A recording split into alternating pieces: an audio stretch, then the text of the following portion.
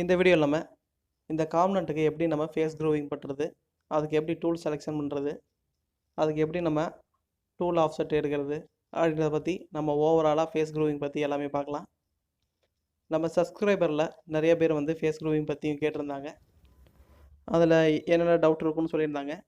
அதில் ஓவராலாக இருக்கிற டவுட்ஸ் எல்லாமே வந்து இந்த வீடியோ பார்த்தீங்கன்னா உங்களுக்கு கிளியர் ஆயிரும். இந்த வீடியோவை ஸ்கிப் பண்ணாமல் பாருங்கள். ஸ்கிப் பண்ணி பார்த்தீங்கன்னா நீங்கள் மறுபடியும் இந்த வீடியோவில் உங்களுக்கு எதாவது டவுட் இருந்ததுன்னா மறுபடியும் நீங்கள் ஃபஸ்ட்லேருந்து ப்ளே பண்ணி பார்க்குற மாதிரி இருக்கும். ஸோ நீங்கள் ஸ்கிப் பண்ணாதீங்க. நம்ம இந்த காம்பனண்டோட ட்ராயிங் பார்த்தோம்னா ஃபேஸ் க்ரூவிங் என்ன டைமென்ஷனில் இருக்குது அப்படின்னு நமக்கு தெரிஞ்சிடும். இப்போ இந்த காம்பனண்டோட ட்ராயிங் பற்றி பார்க்கலாம். இந்த காம்பனண்டோட மேக்ஸிமம் டயமீட்டர் 180. இதோட டோட்டல் வந்து பார்த்தீங்கன்னா 35 mm கொடுத்துருக்காங்க. இதில் 135லேருந்து 150 mm வரைக்கும் 4 mmக்கு க்ரூவிங் கேட்டிருக்காங்க. ஸோ நமக்கு ஓவராலாக க்ரூவிங் எவ்வளோ எடுக்கணும்னு பார்த்தீங்கன்னா 15 mmக்கு நம்ம வந்து க்ரூவிங் பண்ணணும். ஃபேஸ் க்ரூவிங் பண்ணுறதுக்கு நம்ம கரெக்டான ஃபேஸ் க்ரூவிங் டூல் வந்து செலெக்ஷன் பண்ணணும். அது எப்படி செலெக்ஷன் பண்ணுறது அப்படின்னு நம்ம பார்க்கலாம். நீங்கள் இப்போ பார்த்துட்டு இருக்க டூல் வந்துட்டு ஒரு சாம்பிளுக்காக உங்களுக்கு காமிக்கிறேன். இதில் வந்து 40 டயமீட்டர்லேருந்து 100 டயமீட்டர் வரைக்கும் நம்ம இதில் ஃபேஸ் க்ரூவிங் பண்ண முடியும். நம்ம வந்து 135 to 150 mmக்கு நம்ம வந்து க்ரூவிங் பண்ணணும். ஸோ ட்ராயிங்காக நமக்கு வந்துட்டு என்ன ஃபேஸ் க்ரூவிங் டூல் வேணும் அப்படிங்கிறது ஃபேஸ் க்ரூவிங் டூல் மேனுஃபேக்சரிங் பண்ணுறவங்க வந்துட்டு கேட்லாக் வச்சுருப்பாங்க. அந்த கேட்லாகில் பார்த்து நமக்கு சூட்டபுளான டூலை நம்ம செலெக்ஷன் பண்ணிக்கணும். நீங்கள் இப்போ பார்த்துட்டு இருக்க டூலை வந்துட்டு ஆக்சுவலாக ஒரு ஃபேஸ் மவுண்ட்டில் மாட்டிட்டு அதுக்கப்புறம் தான் நம்ம இந்த டூலை வந்து மெட்டீரியல் ரிமூவ் பண்ணுறதுக்கு அப்ரோச் பண்ண முடியும். நார்மலாக டர்னிங் பார் மாட்டுற மாதிரி மாட்ட முடியாது. நார்மலாக டர்னிங் பார் மாட்டுற மாதிரியும் டூல் வந்துட்டு டிசைன் பண்ணியிருக்காங்க. அதுவும் நீங்கள் கேட்லாக் பார்த்தீங்கன்னா உங்களுக்கு கிளியராக புரியும். உங்களுக்கு வந்துட்டு ஒரு 2 கேட்லாக் வந்து நான் டிஸ்கிரிப்ஷனில் லிங்க்கில் கொடுத்துருக்கேன். உங்களுக்கு தேவைப்படுதுன்னா அதை வந்து நீங்கள் டவுன்லோட் பண்ணி பார்த்துக்கலாம். அதில் பார்த்தீங்கன்னா க்ரூவிங் டூல் பற்றி எல்லா டீட்டெயிலுமே அதில் இருக்கும். க்ரூவிங்கில் பார்த்தீங்கன்னா நார்மலாக நமக்கு எஸ்கார் டூலிங்ஸ் நல்லாயிருக்கும், அதுக்கப்புறம் டெகடெக்ஸ் நல்லாயிருக்கும். உங்களுக்கு இவங்களோட கேட்லாக்ஸ் எல்லாம் வேணும் அப்படின்னா பிடிஎஃப் ஃபைலில் ஆன்லைனில் கொடுத்துருக்காங்க. நீங்களே டேரெக்டாக டவுன்லோட் பண்ணிக்கலாம். இதெல்லாம் ஒரு 20 MBக்கு மேலே வரும். அதை நீங்கள் டவுன்லோட் பண்ணி பார்த்தீங்க அப்படின்னா உங்களுக்கு க்ரூவிங் டூலை பற்றி ஒரு நல்ல ஐடியா கிடைக்கும். இப்போ நம்ம சேனலோட இன்ட்ரோ பார்த்துட்டு அதுக்கப்புறம் க்ரூவிங் டூலுக்கு எப்படி ப்ரோக்ராம் பண்ணுறது, அதுக்கு எப்படி ஆஃப்செட் எடுக்கிறது அப்படின்றத பற்றி நம்ம பார்க்கலாம். தமிழ் CNC ப்ரோக்ராமிங் அப்படின்ற யூடியூப் சேனலை நான் ரன் பண்ணிட்டுருக்கேன். இந்த சேனலில் டர்னிங் பற்றியும் VNC மிஷின் பற்றியும் அதோட ப்ரோக்ராம்ஸ் எப்படி பண்ணுறாங்க அப்படின்னு தெளிவாக நான் இதில் அப்லோட் பண்ணிகிட்ருக்கேன். மிஷினில் டேரெக்டாக எப்படி ப்ரோக்ராமிங் பண்ணுறாங்க அப்படின்றது தான் நான் உங்களுக்கு சொல்லி கொடுத்துட்ருக்கேன். CNC ப்ரோக்ராம் ட்ரைனிங் இந்தமாரி போக முடியாதவங்க நம்ம சேனலை சப்ஸ்கிரைப் பண்ணுங்கள், கூடவே பெல் ஐக்கானையும் கிளிக் பண்ணுங்கள். நம்ம சேனலில் இருக்கிற ரெகுலராக வர வீடியோஸ் எல்லாம் பார்த்தீங்கன்னா உங்களால் செல்ஃபாக நீங்களே ப்ரோக்ராம் எழுதி டெவலப்மெண்ட்ஸ் காம்பனண்ட்ஸும் நீங்களே போட்டு மிஷினில் இந்த ஃபேஸ் க்ரூவிங் டூலுக்கு எப்படி நம்ம ஜாமெண்ட்ரி ஆஃப்செட் எடுக்கிறது அப்படின்னு பார்க்கலாம். இதில் ஜாக் மோட்லேயோ இல்லை ஹேண்டில் மோட்லேயோ நீங்கள் இந்த மாதிரி டயாமீட்டரில் ஃபஸ்ட்டு டச் பண்ணிக்கிங்க. இப்போ ஓடி வந்து 180 mm இருக்குது. அந்த 180 mm வந்து இன்சர்ட்டில் ஒரு ஃபேஸில் மட்டும் தான் டச் ஆகும். அந்த இடத்துல டச் பண்ணிவிட்டு நம்ம வந்து 180 அப்படின்னு கொடுத்துட்டு எக்ஸை வந்து நம்ம ஜியாமெட்ரி ஆஃப்செட்டில் மெஷர் பண்ணிடலாம். இப்போ MPG மோடில் நீங்கள் காம்பனண்ட்டுக்கு நியர்பையாக டூல் வந்துருச்சுன்னா MPG மோடே யூஸ் பண்ணிங்க. இதில் வந்து மைக்ரான் லெவலில் நீங்கள் வந்துட்டு மூவ் பண்ணி காம்பனண்ட்டோட ஓடியில் டச் பண்ணுங்கள். டச் பண்ணிவிட்டு நம்ம ஜியாமெட்ரி ஆஃப்செட்டில் எப்படி ஆஃப்செட் எடுக்கிறது அப்படின்னு பார்ப்போம். ஸோ இந்தமாரி நீங்கள் டச் பண்ணதுக்கப்புறம் வந்துட்டு ஆஃப்செட்டில் ஜியாமெட்ரி ஆஃப்செட் போங்க.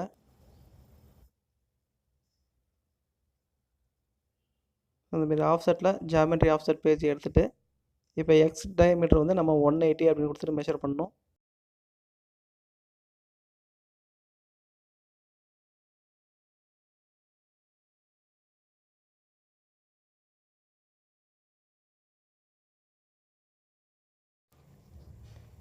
நீங்கள் இந்தமாரி எக்ஸ் ஆஃப்செட் எடுத்துங்க. அதுக்கப்புறம் டூலை ரிலீவ் பண்ணி Z ஆஃப்செட் எடுக்கணும். Z ஆஃப்செட் வந்து இந்த காம்பனண்ட்டோட ஃபேஸில் நம்ம வந்து Z ஆஃப்செட் எடுக்கணும். நம்ம இந்த ஃபேஸ் க்ரூவிங்கில் 3 mm இன்செர்ட் போட்டிருக்கோம். இப்போ இன்செர்ட்டோட ஒரு எட்ஜ் தான் நமக்கு வந்துட்டு 0 பண்ணியிருக்கோம். ஆப்போசிட் எட்ஜ் வந்து ஒரு 3 mm ப்ளஸ் பண்ணியிருக்கணும். அதாவது நம்ம ப்ரோக்ராம் பண்ணும்போது ஆப்போசிட்டில் இன்னொரு எட்ஜ் இருக்கு இல்லைங்களா, இன்செர்ட்டோட ரிமைனிங் எட்ஜ் 3 mm இருக்கும். அதையும் நம்ம வந்து ப்ரோக்ராம் பண்ணும்போது கால்குலேட் பண்ணிக்கணும். அதை நான் வந்து ப்ரோக்ராம் பண்ணும்போது எப்படி அப்படின்னு நான் உங்களுக்கு சொல்லித்தரேன். ஸோ இந்தமாரி காம்பனண்ட்டோட ஃபேஸில் நீங்கள் டூலை டச் பண்ணிவிட்டு Z ஆஃப்செட் எடுக்கணும். Z ஆஃப்செட் எடுக்கிறதுக்கு Z 0.0 அப்படின்னு கொடுத்து நீங்கள் மெஷர் பண்ணுங்கள். ஸோ இப்போ வந்து நம்ம Z ஆஃப்செட் எடுத்தாச்சு. இப்போ நம்ம ஜாமெட்ரி ஆஃப்செட் எடுத்ததுக்கப்புறம் எப்படி நம்ம ப்ரோக்ராம் பண்ணுறது அப்படின்னு பார்க்கலாம். இப்போ ஃபேஸ் க்ரூவிங் சைக்கிளோட ஃபார்மெட் வந்து இதுதான். G74 அப்படிங்கிறது பெக் ட்ரில்லிங் சைக்கிளுக்கும் யூஸ் பண்ணுறோம். ஃபேஸ் பெக் ட்ரில்லிங் சைக்கிளுக்கும் நம்ம வந்து யூஸ் பண்ணிட்டுருக்கோம். R1 அப்படிங்கிறது ரிலீஃப் வேல்யூ. இந்த ரிலீஃப் வேல்யூ வந்துட்டு டூல் எந்த லைனில் வந்து அப்ரோச் ஆகி மெட்டல் ரிமூவ் ஆகிட்ருக்கோ அதே லைனில் தான் ரிலீஃப் ஆகும். அதாவது இது வந்து ஒரு ட்ரில்லிங் மாதிரி, ட்ரில்லிங்கில் எப்படி ரிலீவ் ஆகுதோ அதே மாதிரி தான் இதுவும் வந்து ரிலீவ் ஆகும். X146.5 அப்படிங்கிறது மேக்ஸிமம் டயமீட்ரு. இந்த டயமீட்டருக்கு அப்புறம் வந்துட்டு டூல் அப்ரோச் ஆகாமல் இருக்கிறதுக்கு நம்ம மேக்ஸிமம் டயமீட்டர் இதில் கொடுத்துருக்கோம். நமக்கு மினிமம் டயமீட்டர் வந்து இந்த சைக்கிளுக்கு முன்னாடியே நம்ம வந்து கொடுத்துடணும். அது என்ன அப்படிங்கிறது வந்து ப்ரோக்ராம் பண்ணும்போது உங்களுக்கு எக்ஸ்பிளைன் பண்ணுறேன். Z-3.9 அப்படிங்கிறது வந்து இந்த குரூவோட டெப்த்து. P அப்படிங்கிறது வந்து ஒரு இன்க்ரிமெண்டல் வேல்யூ. இப்போ P2500 அப்படிங்கிறது வந்து மைக்ரானில் இருக்குது. இது என்ன ஆகும் அப்படின்னா எக்ஸ் ஆக்சிஸில் இன்க்ரிமெண்டல் வேல்யூ மாதிரி. இதை வந்து பெக்கிங்க்கும் யூஸ் பண்ணிக்கலாம், இன்க்ரிமெண்டல் ஆகிற மாதிரியும் நம்ம வந்து யூஸ் பண்ணிக்கலாம். நம்ம ஏன் P2500 அப்படின்னு கொடுத்துருக்கோம் அப்படின்னா 3mm இன்செட் யூஸ் பண்ணுறோம். அதில் வந்து ஒரு 80% லோடு வந்து நம்ம மெட்டீரியல் ரிமூவ் பண்ண முடியும். அதனால் 3mmக்கு 2.5mm 2.5mm நம்ம பெக்கிங் ஆகிற மாதிரி நம்ம இதில் ப்ரோக்ராம் பண்ணியிருக்கோம். ஸோ இந்த பெக்கிங் வந்து டயாமீட்டரில் தான் நமக்கு வந்து 2.5 மெட்டீரியல் ரிமூவ் பண்ணோம். இப்போ நம்ம ஒரு 6mm க்ரூவிங் இன்செட் யூஸ் பண்ணுறோம் அப்படின்னம்னா நம்ம P5500 அப்படின்னு கொடுத்துக்கலாம். இப்போ வந்து நமக்கு 5.5 நமக்கு வந்துட்டு எக்ஸ் ஆக்சிஸில் இன்க்ரிமெண்டல் ஆகி நமக்கு வந்துட்டு மெட்டீரியல் ரிமூவ் பண்ணோம். நம்ம க்ரூவிங் ப்ரோக்ராம் பழகும்போது கால்குலேஷன் கொஞ்சம் கரெக்டாக பண்ணிக்கணும். நார்மலாக டர்னிங் பாரில் நம்ம ஆக்சுவல் சைஸை வந்து நம்ம கொடுத்துடலாம். இப்போ 3mm அந்தமாரி க்ரூவிங் இன்செட் நம்ம யூஸ் பண்ணும்போது ஒரு தடவை நம்ம இன்செட்டை ப்ளச் பண்ணோம் அப்படின்னம்னா 3mm காம்னோட்டில் அப்ரோச் ஆகிரும். அதாவது மினிமம் டயாமீட்ரு ஒரு இடத்துல அப்ரோச் ஆகும், மேக்ஸிமம் டயாமீட்ரு ஒரு இடத்துல அப்ரோச் ஆகும். இதெல்லாம் நம்ம கால்குலேட் பண்ணி தான் ப்ரோக்ராம் பண்ணணும். Q2500 அப்படிங்கிறது வந்து மைக்ரானில் தான் இருக்குது. இதுவும் வந்து 2.5mm ஒருக்கா வந்து Z ஆக்சிஸில் பெக்கிங் ஆகும். இப்போ ஃபேஸ் க்ரூவிங் சைக்கிள் வந்து ஒரு ப்ரோக்ராமில் எப்படி இந்த சைக்கிளை வந்து இன்புட் பண்ணுறது அப்படின்னு பார்க்கலாம். இப்போ இதில் ப்ரோக்ராமில் N1 அப்படிங்கிறது ஸ்டார்டிங் சீக்வன்ஸு, G28U0.W0 அப்படிங்கிறது home reference point. Tool number 1ல் நம்ம ஃபேஸ் க்ரூவிங் டூல் மாட்டியிருக்கோம். ஸோ அதை செலக்ட் பண்ணுறோம். அடுத்தது வந்து ஸ்பிண்டிலோட ஸ்பீட் 600 RPMல நம்ம வந்து ரொட்டேட் பண்ணுறோம். இந்த லைன் ஏன் நான் தனியாக காமிக்கிறேன்னா இதான் வந்து ஸ்டார்டிங் டயமீட்ரு. X135.5 அப்படிங்கிறது ஸ்டார்டிங் டயமீட்ரு. ஒரு 0.5 வந்து நான் மெட்டீரியல் ஸ்டாக் வச்சுருக்கேன். 0.5mm வந்து நம்ம ஸ்டாக் வச்சுருக்கோம். இது வந்து நம்ம மற்ற சைக்கிள் மாதிரி நமக்கு யூஸ் ஸ்டாக் நம்ம இதில் கொடுக்க முடியாது. அதனால் நம்ம மேனுவலாக X135.5 அப்படின்ட்டு நம்ம இதில் கொடுத்துருக்கோம். இது நம்ம ஏன் கொடுக்குறோம் அப்படின்னம்னா ஃபினிஷிங் பாஸ் போகும்போது ஒரு 0.5 மெட்டீரியல் ரிமூவ் பண்ணுறதுக்காக நம்ம இதில் கொடுத்துருக்கோம். அப்போ தான் நம்ம காம்னட்டில் ஃபினிஷிங் நல்லா வரும். Z20 அப்படிங்கிறது வந்து காம்னட்டோட 20mm டூல் வந்து வெளியே இருக்கும். இப்போ ரேபிட்டில் G00 Z1.0 M08 அப்படிங்கிறது வந்து ரேபிட்டில் காம்னட்டுக்கு டூலுக்கு நடுவில் இப்போ வந்து 1mm இருக்கும். M08 அப்படிங்கிறது கூலண்ட் ஆன் ஆகும், கூலண்ட் மோட்டர் ஆன் ஆகும். அது மூலிமா நமக்கு கூலண்ட் ஆயில் சப்ளை உள்ள வரும். இப்போ நம்ம இந்த இடத்துல வந்து நம்ம சைக்கிளை வந்து நம்ம இதில் இன்புட் பண்ணிடலாம். ஸோ இந்த சைக்கிளை ஆல்ரெடி நான் உங்களுக்கு எக்ஸ்பிளைன் பண்ணிட்டேன். X135.5 அப்படிங்கிறது வந்துட்டு நமக்கு ஸ்டார்டிங் டயமீட்ரு, ஒரு 0.5 ரிலீஃப் இருக்குது. அதேமாரி X146.5 அப்படிங்கிறது வந்து இதான் வந்து எண்டிங் டயமீட்ரு. இதில் பார்த்தீங்கன்னா நம்ம 3mm க்ரூவிங் இன்செட் போடுறோம். அதனால் 150 - 3 அப்படின்னு போட்டிங்கன்னா 147 அப்படின்னு வரும். ஸோ நமக்கு வந்துட்டு 0.5 நமக்கு க்ரூவிங்கில் இன்னொரு சைடும் நமக்கு வந்து ஸ்டாக் வேணும். அதனால் 146.5 அப்படின்னு வச்சுருக்கோம். ஸோ இந்த சைக்கிள் நான் வந்து ஆல்ரெடி எக்ஸ்பிளைன் பண்ணிட்டேன் எப்படி ஒர்க் ஆகுது அப்படின்ட்டு. ஸ்வான் சாஃப்ட்வேரில் நம்ம இந்த க்ரூவிங் சைக்கிளை வந்துட்டு நான் இதில் இன்புட் பண்ணியிருக்கேன். அது எப்படி ஒர்க் ஆகுது அப்படின்னு பாருங்கள். இப்போ பார்த்தீங்கன்னா ஜெட்டில் 2.5mm ஒர்க்காக பெக்கிங் ஆகுது. நம்ம கொடுத்த லென்த்துக்காக நம்ம பெக்கிங் போனதுக்கப்புறம் டயாமீட்டரில் ஒரு 2.5mm இன்க்ரிமெண்ட் ஆகிடுது. ஸோ இந்தமாரி தான் நமக்கு இந்த சைக்கிள் ஒர்க் ஆகும்.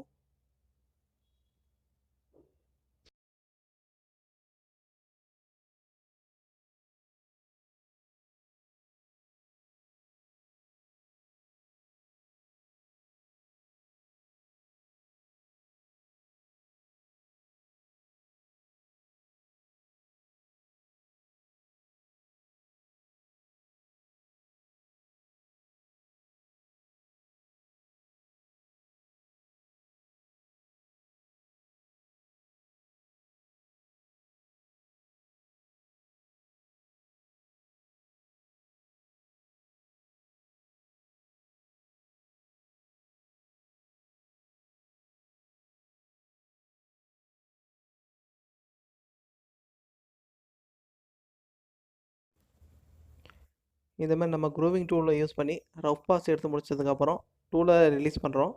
G00Z1.0 அப்படின்ட்டு டூலை ரிலீஸ் பண்ணிவிட்டு நம்ம வந்து சேஃப்டியாக நம்ம வந்து ஃபினிஷிங் பாஸ் பண்ணணும். டூலை ரிலீஸ் பண்ணும்போது பார்த்தீங்க அப்படின்னா ஒரு சில டீட்டெயில் நீங்கள் வந்து கவனிக்க வேண்டியிருக்கு. க்ரூவிங் டூலை பொறுத்த வரைக்கும் நம்ம சேம் டைமில் எக்ஸ் ஆக்சிஸ்லேயும் ஜெட் ஆக்சிஸ்லேயும் நம்ம வந்து ரிலீவ் பண்ணக்கூடாது. அப்படி பண்ணோம்னா டூல் டேமேஜ் ஆக சான்சஸ் இருக்குது. ஸோ அதனால் ஜெட்டில் 1 mm டூலை ரிலீவ் பண்ணிவிட்டு X148 அப்படின்னு நான் கொண்டு வந்திருக்கேன். இப்போ X148 அப்படிங்கிறது வந்து ஒரு 3 mm இதோட ப்ளஸ் பண்ணோம்னா X151 அப்படின்ட்டு வரும். அதாவது 0.5 நம்ம வந்துட்டு இந்த க்ரூவிங்கில் நம்ம வந்துட்டு சேம்பர் பண்ண போகிறோம். ஸோ ஆக்சுவலாக டூல் வந்துட்டு X151.0 அப்படின்ற இடத்துல வந்து 3 mm க்ரூவிங் இன்செட்டில் ஒரு பாதி, அதாவது ஒரு 1 mm வந்துட்டு X151.0 அப்படின்ற இடத்துல அந்த இடத்துல வந்து டூல் நிற்கும். G01Z0.03 ஃபீட் 0.3 அப்படின்ற இடத்துல வந்து காம்பனண்ட்டுக்கும் டூலுக்கும் இப்போ வந்து ஒரு O3 டிஃப்ரெண்ட்டில் கேப் இருக்கும். இந்த டைமில் நம்ம வந்துட்டு சேம்பர் லைன் வந்து இன்புட் பண்ணிடலாம்.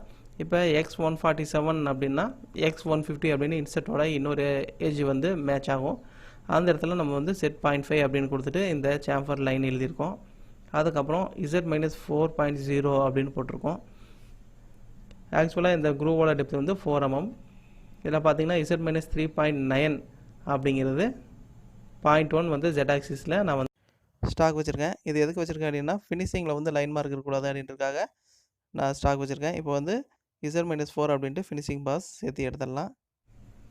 இந்த டைமில் X136.0 ஃபீட் 0.1 அப்படின்னு கொடுத்துருக்கோம்.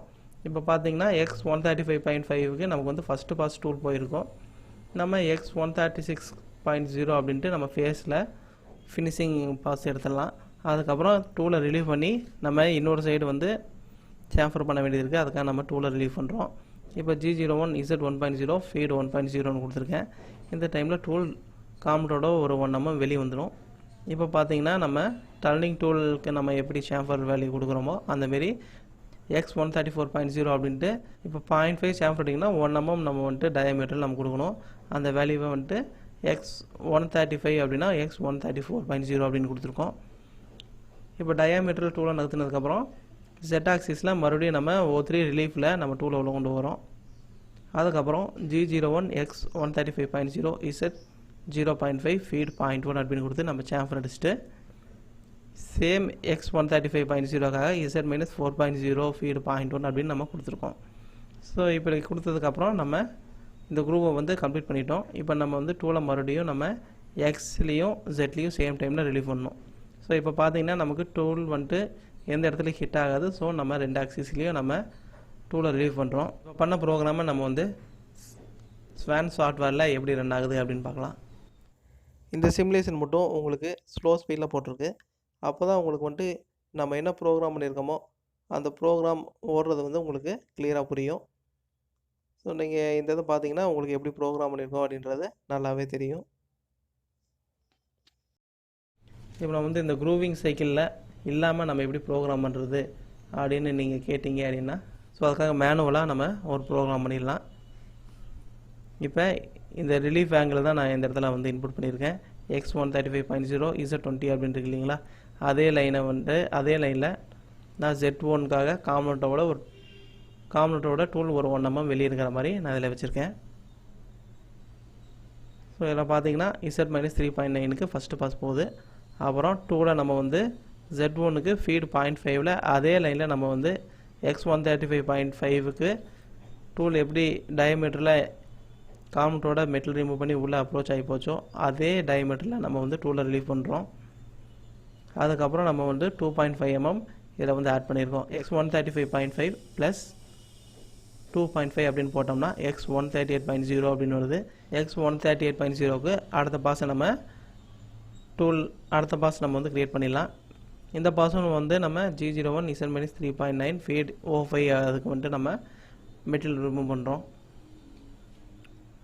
ஸோ இதேமாரி 2.5 mm நம்ம வந்துட்டு மெட்டீரியல் ரிமூவ் பண்ணிகிட்டே வரணும். இதேமாரி நம்ம 2.5 mm டயமீட்டரில் ப்ளஸ் பண்ணி நம்ம மெட்டீரியல் வந்து நம்ம ரிமூவ் பண்ணுறோம். அப்புறம் லாஸ்ட் லைன் வந்து X146.5 அப்படின்னு கொடுத்து நம்ம கடைசி பாஸை நம்ம வந்து இதில் கொடுத்துருக்கோம். இதுக்கப்புறம் பார்த்திங்கன்னா நம்ம இந்த இடத்துல நம்ம என்ன ஃபினிஷிங் ப்ராசஸ் கொடுத்துருக்கோமோ அந்த ஃபினிஷிங் ப்ராசஸை நம்ம கொடுத்து இந்த ப்ரோக்ராமை நம்ம வந்து கம்ப்ளீட் பண்ணலாம். ஸோ நீங்கள் இந்தமாரி மேனுவலாகவும் ஃபேஸ் க்ரூவிங் சைக்கிள் போட்டுக்கலாம், சைக்கிளையும் வந்து நீங்கள் ஃபேஸ் க்ரூவிங் சைக்கிள் போட்டுக்கலாம். நீங்கள் இந்த சைக்கிளிங் ஃபேஸ் க்ரூவிங் சைக்கிள் முடிச்சதுக்கப்புறம் மறுபடியும் டரட்டை ஹோம் பொசிஷன் கொண்டு போகணும். பொசிஷன் கொண்டு போகிறதுக்கு நம்ம வந்து முதல்ல டூவில் 10 mm காம்பனண்ட்டை விட்டு Z ஆக்சிஸில் வெளியில் நம்ம மூவ் பண்ணுறோம். அப்புறம் M09 அப்படின்னு கொடுத்து கூலண்ட் ஆஃப் பண்ணுறோம். அடுத்ததில் ஹோம் ரெஃபரன்ஸ் பாயிண்ட்டுக்கு நம்ம வந்து லைன் போட்டிருக்கோம். G28 U0.0 W0.0 அப்படின்னு கொடுத்து ஹோம் ரெஃபரன்ஸ் பாயிண்ட் போது சேம் டைமில் நம்ம M05 அப்படின்னு கொடுத்து ஸ்பிண்டில் ஸ்டாப் பண்ணுறோம். அப்புறம் நம்ம M01 ஆப்ஷன் ஸ்டாப் போட்டு M30 அப்படின்னு போட்டு இந்த க்ரூவிங் சைக்கிளை நம்ம கம்ப்ளீட் பண்ணுறோம். இந்த வீடியோ மூலிமா உங்களுக்கு இந்த கார்மெண்ட்டுக்கு எப்படி க்ரூவிங் பண்ணணும் அப்படின்னு நல்லா தெளிவாக தெரிஞ்சுக்கணும்னு நினைக்கிறேன். உங்களுக்கு வேறு எதுவும் டவுட் இருக்குது அப்படின்னா கமெண்ட்லேயோ இல்லை இமெயிலையோ உங்கள் டவுட்டை எனக்கு ஷேர் பண்ணுங்கள். உங்களுக்கான வீடியோவை நான் கண்டிப்பாக அப்லோட் பண்ணுவேன். இது வரைக்கும் நம்ம சேனலை சப்ஸ்கிரைப் பண்ணாதவங்க சப்ஸ்கிரைப் பண்ணுங்கள். கூடவே பெல் ஐக்கானையும் கிளிக் பண்ணுங்கள். தேங்க்ஸ் ஃபார் வாட்சிங்.